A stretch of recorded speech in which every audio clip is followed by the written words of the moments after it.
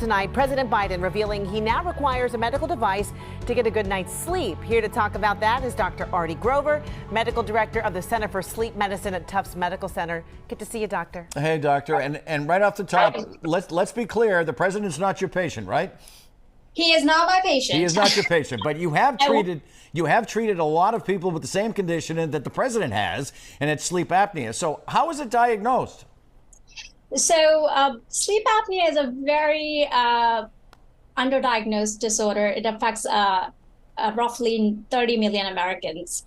It's diagnosed.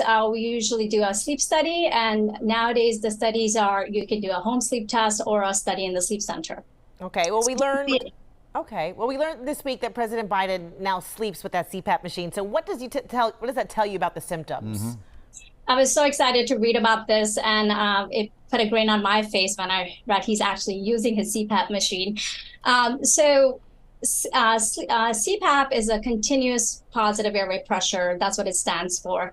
It's a device that's used to open up the airway when someone goes to sleep if they have a diagnosis of sleep apnea.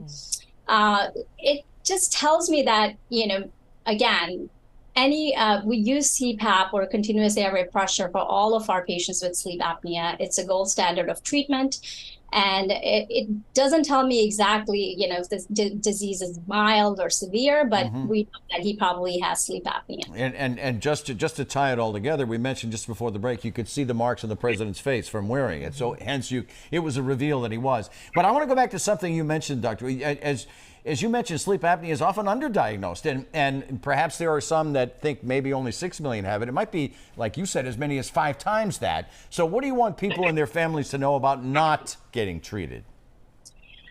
So typical symptoms that patients may be suffering from, or people may be suffering from, is snoring or just excessive daytime sleep. Those are some of the common things to look for. And if you have those symptoms, to have diagnosis and treatment is important because it can affect your health.